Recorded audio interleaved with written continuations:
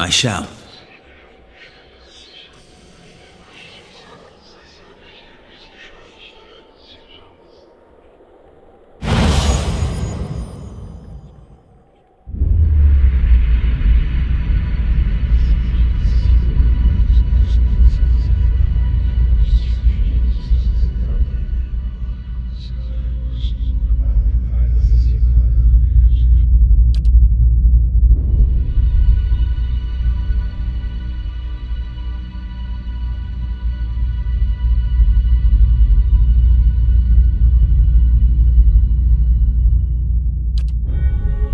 You are far from your post, Inquisitor.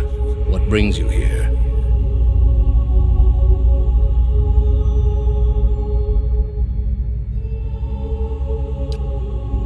It has many uses, but its purpose is to bring structure to the chaos that surrounds it.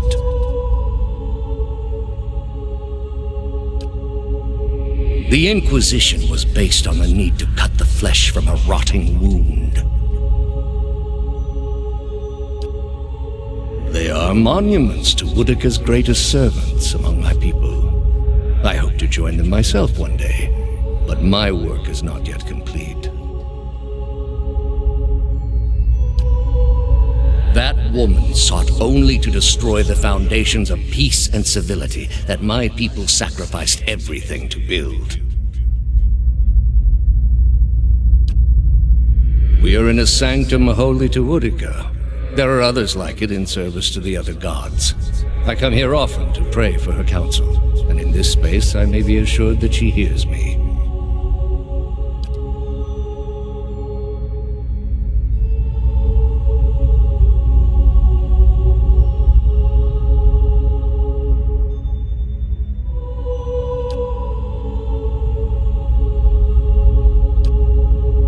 What is a god? A higher power? A rewarder of good deeds and punisher of the wicked? Something men can turn to in their darkest moments when their days seem only like bridges from one tragedy to the next? Our gods are all these things.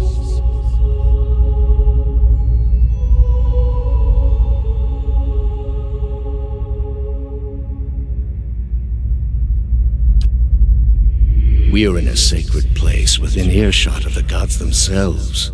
This is not the time. You've been through much these past few months. You will return home and you will rest. When you feel you have recovered, you may rejoin us at the trials. The Inquisition is far from over, and I will have need of you.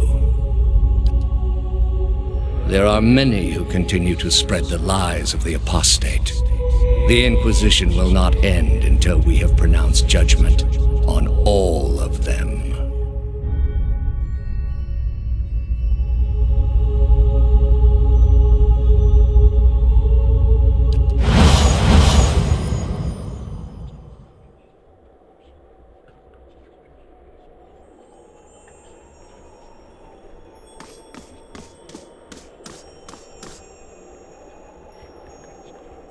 How did you find it? Another in a string of acts of petty defiance. For all her knowledge, she always preferred spite over reason. Then she should have obeyed. I ask one thing of all my followers. She was incapable. A waste of rare talent and intellect. What of your cohorts, then? They have followed you to their deaths. Is it loyalty that brings them here? Or is it, as my agents suggest, that they have no direction of their own? You worshipped Aethys, did you not? Your spies are good. What gave me away? The cape? Yet when your god needed you the most, you chose your country.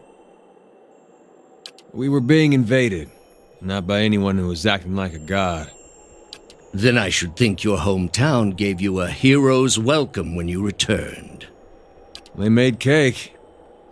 Hard to blame people for losing faith when it's the gods who are misbehaving. The gods argue over how best to prevent Kith society from destroying itself.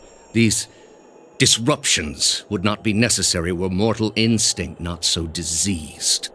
You have devoted yourself to studying the work of my people. Why? Because I believe we can learn from the past and use that knowledge to better ourselves. I wanted Rauatai to surpass the Anguithians, build upon what they knew. And did you ever consider that these were things you were never meant to understand? That their comprehension is beyond you?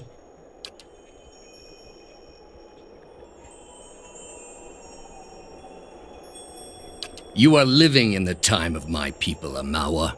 You owe them more than you will ever comprehend, and so it shall ever be. Greater civilizations than yours have attempted to reclaim what we buried. The greater their successes, the worse their fates in the end. I have seen to it.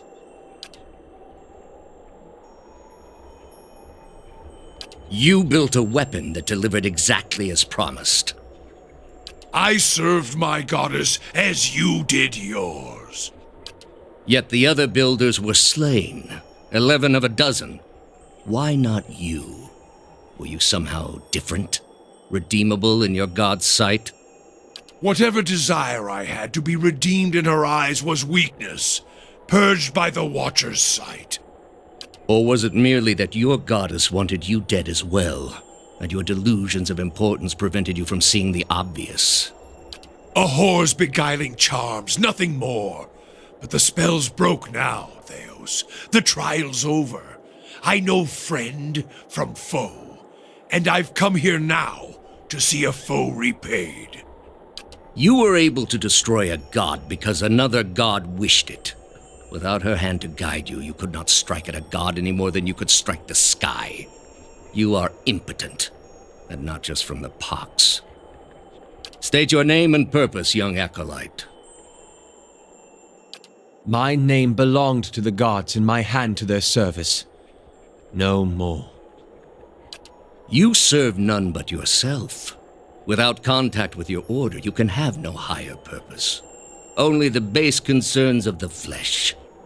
You have cast yourself from our ranks. And I should have done it years before.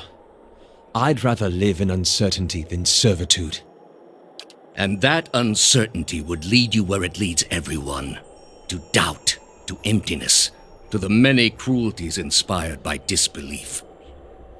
You will have to forgive your Grandmaster for remaining skeptical of his initiate's choices. You are here because you are lost. The gods cannot reach everyone, I'm afraid. May you fare better in your next lives. I gather you have had your soul awakened. Why else would you shadow my footsteps like some stray mongrel? You think I have something to offer you, but our business was concluded long ago.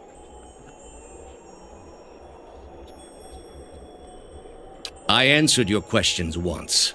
That your soul is not fit to accept the answers is of little concern to me. I lied to no one. Not to you, not to anyone. The gods are real. They are everything we need them to be, and the world is better for it.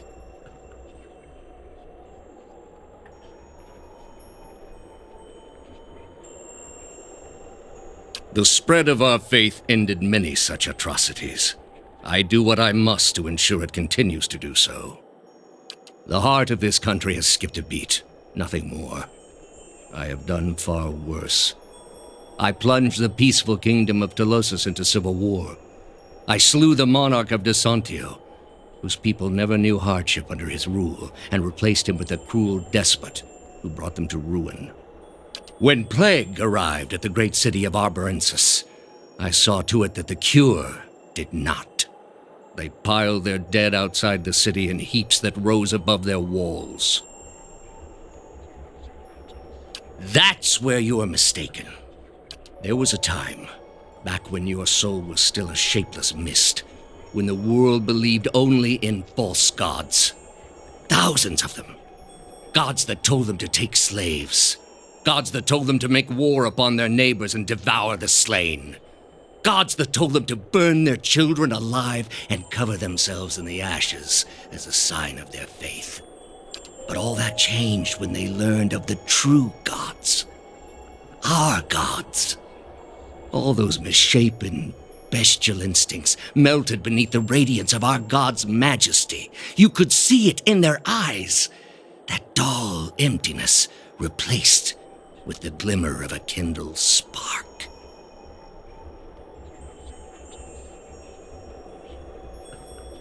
And replaced it with one far worse. Have you imagined this existence? The one the apostate would have created. We are not all so virtuous as she. Without our gods, the most wicked, the most tyrannical, they would take that power for themselves. But more than that, it would be a hollow existence. All mysteries forever unanswered. All purposes constructed from meaninglessness. No endings to bring closure. Only a wheel, turning without mercy, grinding our spirits to dust. It is the least of all possible costs. Are you so dense as to think a faithless world would not be ridden with calamity? All I have seen, the millennia of experience. I will not be dissuaded from this course. This is the only way.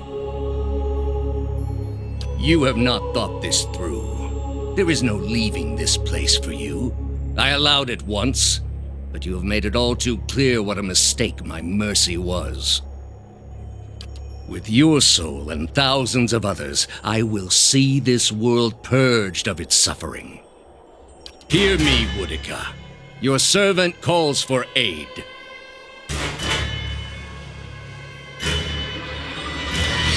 Rock 10!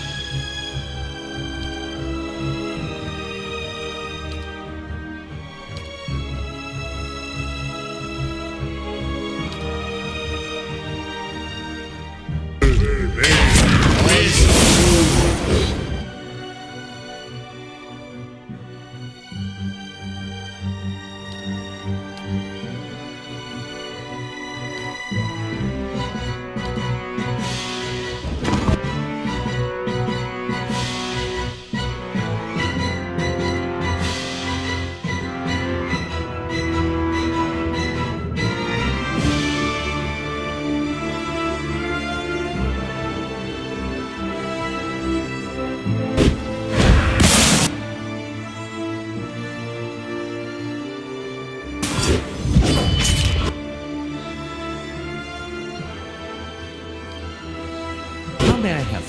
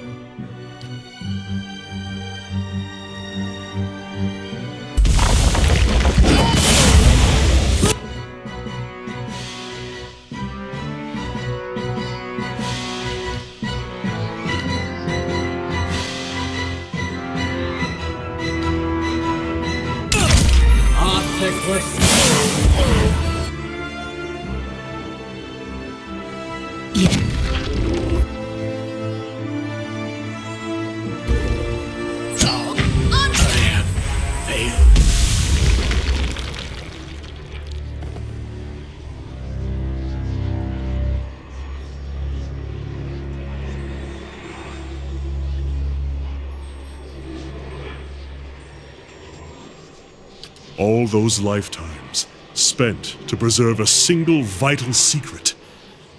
I can't imagine having that much certainty. That's the servant down, and the mistress still to go. A good start, worthy of being built upon.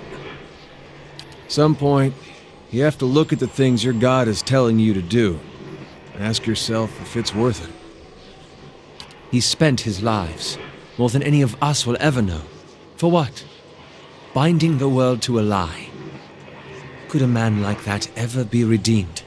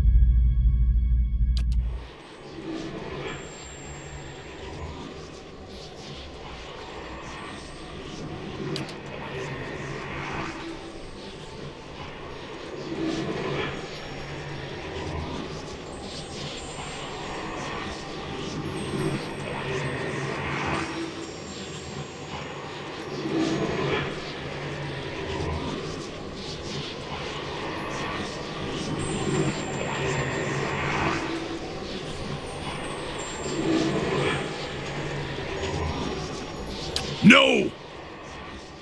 You cannot allow this. You will have no reminders. He will not remember the message we wrote on his fragmented bones and carved into his flesh. The lesson we burned into his soul.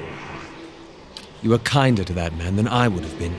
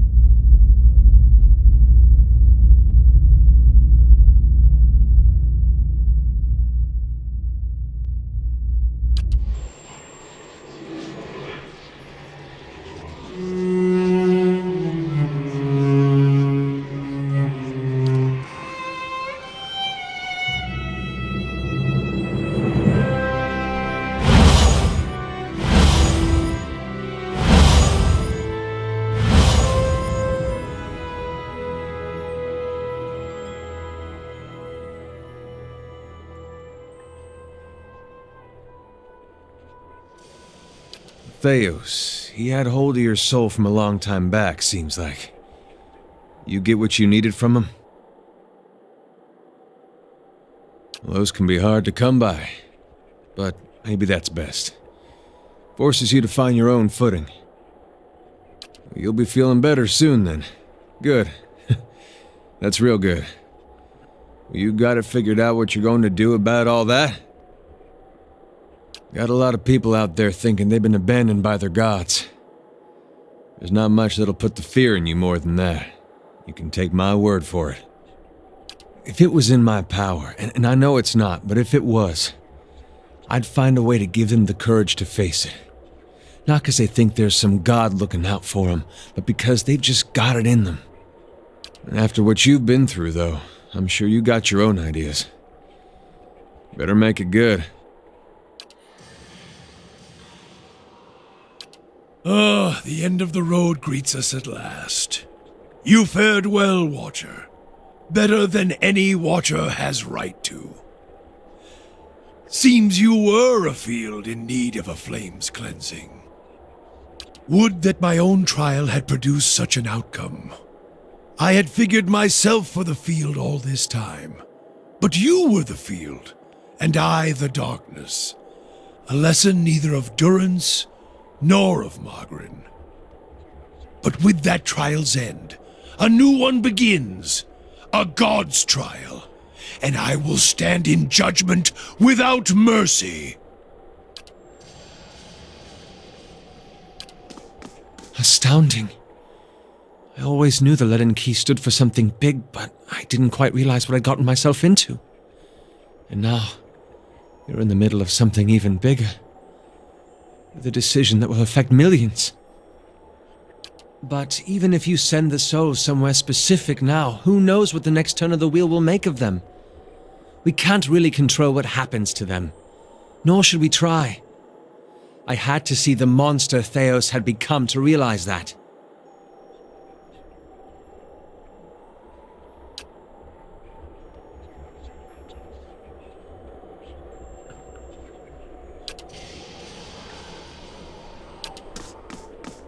We've come to the end of it, my friend. It has been an honor to walk this road with you, and I will regret our parting.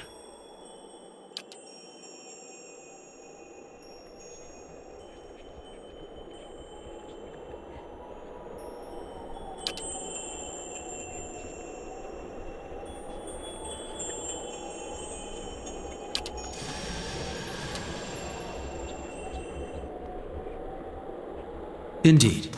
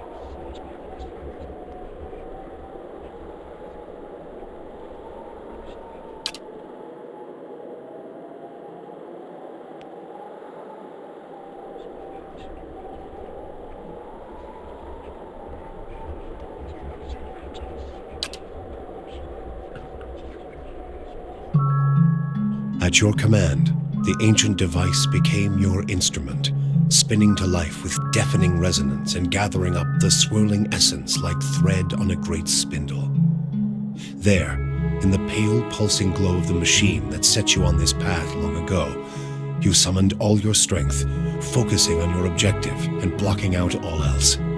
With a single concussive blast that rocked the chamber and sent you tumbling to the ground, you freed the souls from their stasis. Exhausted, your consciousness slipping away, your last sight was of the machine, dark and dormant. Then your eyes closed, and sleep welcomed you at long last.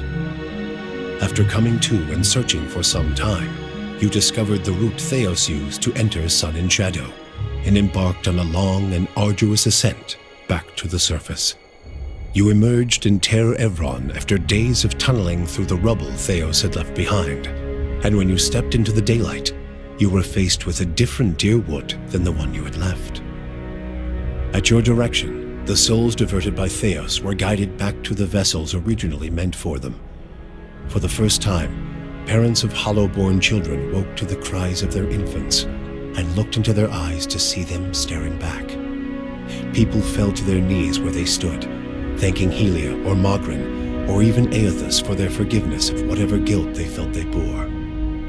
But for all the relief that had come to some parents, others only found new grief. For many thousands of Hollowborn had died during Wideone's legacy, many by their parents' own hands. For those children, there would be no homecoming. Yet the last Hollow birth was in the past now, and those parents willing to risk trying for a new child were frequently rewarded, often with twins.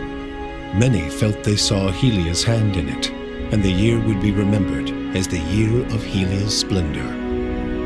Lord Radric's zeal had brought him back to life once, but it would not do so again.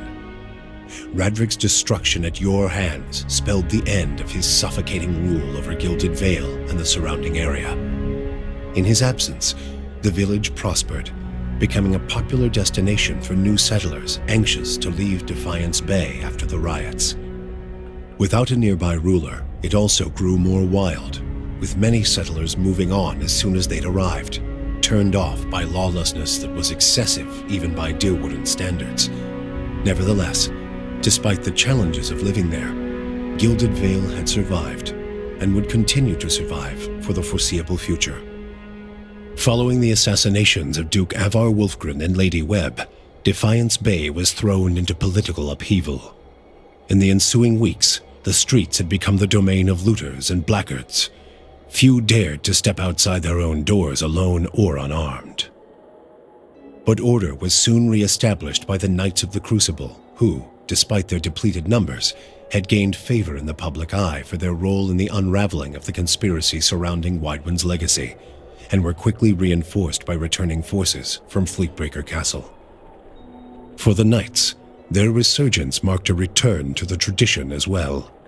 Having seen firsthand the dangers presented by dabblers in animancy, the Order quickly abolished the practice internally, preferring the familiarity of their hammers and forges to the uncertainties of Essence and Adra. Their identity rediscovered, the Knights suppressed their political aspirations and began once again to train their recruits in the art of blacksmithing, recapturing the post-revolutionary ideals of Deerwood and regaining the respect of its citizens as a result. The destruction of the machine atop Ter Noaneth spelled the end of the reanimated corpses in Heritage Hill. Though at first few were willing to venture into the abandoned district, it was soon cleaned out and rebuilt. The district's horrors still fresh in people's minds, it would be some time before it was fully repopulated. But eventually the lure of cheap prime land would all but erase the memory. The Duke's assassination at the apparent hands of an animancer had caused catastrophic rioting in the streets of Defiance Bay. But those who had escaped the melee and the palace hearings remembered the testimonies of the strange guest who had shown up that day and absolved animancy, implicating the Leaden Key instead. The rumor spread quickly, and soon the popular belief was that the assassin had been a Leaden Key spy.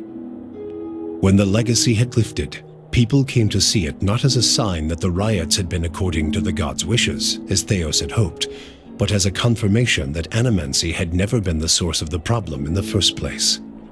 Deerwoodens instead convinced themselves that the riots had somehow purged Defiance Bay of Leaden Key spies, and that the end of Wideone's legacy was their well-deserved reward.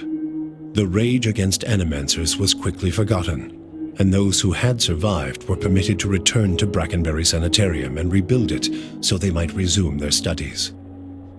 The town of Deerford had seen the last of the cult of Scan. Dark rumors about the town's many curses quickly faded, and travelers soon returned. The fortress of Cadnua emerged as a bastion of security in the midst of an untamed land, becoming the envy of every thane and earl in Deerwood. Legend grew over time of its impregnability, and stories of formidable invaders easily scattered by the keep's defenses became popular around the hearths of Deerwoodinians. Likewise, it also became a beacon to travelers, merchants, and visiting dignitaries alike. Reputed as the finest fortress in all Deerwood, people would journey from near and distant lands alike to experience its fabled hospitality and grandeur. Adair chose not to return home to Gilded Vale. Still most comfortable far from cities, he settled in Deerford, which, like many towns in the Deerwood, was beginning the slow process of rebuilding. believing now that it was the obligation of Kith to be the leaders their gods had not. Adair was soon named mayor of the town, and under his guidance, Deerford soon began to prosper. He expelled the last of the Scanites from the area and drew new settlers with the offer of land, a trick he had learned from someone he otherwise preferred to forget. With each passing day, Deerford would come to more closely resemble the gilded vale of Adair's childhood, the one worthy of its name. When the dust settled in sun and shadow, Aloth looked upon the remains of Thaos Ixarchanon, his former master. He saw where the Grand Master had gone wrong and what would be required to undo the harm Thaos had wrought. With a flick of his wrist, he burned Thaos's robe, headdress, and every other symbol of the man's power. Never again, he vowed, should Kith live in fear and blind obedience to an authority they did not understand. Armed with the knowledge and courage he had gained on his journeys with the Watcher, he set out on the long and lonely task of dismantling the Leaden Key. After all that he had learned in the Watcher's company, Kanarua could no longer see meaning in his pursuit of the Tanvi Oratoa. He decided to leave what remained of it within the depths of the Endless Paths and return home. Kana bid the Watcher farewell and sailed back to Rawatai, spending the tempestuous journey reflecting on the time he had lost to the pursuit of falsehoods. His family found Kana much changed, his fiery excitement replaced with a weary solemnity. Determined to change his wandering ways, Kana took up a quiet life as a lorekeeper at the college, teaching young students the traditions of their people. With Thaos defeated and the souls released from sun and shadow, healthy children were born once again in the Deerwood. The grieving mother sought a place where she might do penance for the birthing bell. She returned to Deerford, where, to the astonishment of the villagers, she delivered the first healthy child in over a decade. She remained there, and with each new birth, she saw a measure of hope restored to the Deerwood and a measure of grace for her own troubled past. Durrance used Magrin's strength only until Thaos had been cast from the world, and then swore off her influence entirely. Regret came to weigh heavily on his mind, and a man who had never previously lacked for words or opinions came to embrace silence and contemplation. He continued to wander, penniless and destitute, searching now not for the reason for his goddess's silence, but for a mechanism for revenge. The charred robes he continued to wear as a reminder that he had been burned by his goddess, and not just by the flames of the Godhammer. Yu and Sagani never found Persoc together. The Adra figurine had gone dark by the time they emerged from sun and shadow, and it was another month before Sagani finally accepted that Persoc's trail had gone cold again. Her search took her beyond the Deerwood and as far as the Living Lands. She saw the great coastal cities of Rawatai and the ruins of Old Valia, absorbing the details of these strange and distant lands. 20 years passed before the Adra figurine finally glowed again. When it did, she followed its signal to a quiet hamlet on the outskirts of Adir. There, she met a young farmer and told her of her past as an elder of Masuk. Sagani returned to a village that had forgotten her face, but remembered her story. Masuk greeted her with cautious warmth, and Sagani found that their ways had become strange to her. She also learned that Kalu had perished of winter fever a few years before, and her middle child, Najuo, had died in a raid. But she found her daughter Yakona a hunter and mother of 3, and her son Malak a builder of mighty walls. In them, she came to find her place in the village and the familiar contours of a world that had changed in her absence. For you, the death of Thaos brought an end to your waking visions and a silence to the whispers of the past. In their absence, you were able to sleep. The questions of a distant lifetime ceased to trouble your soul. All that remained was what to make of the answer.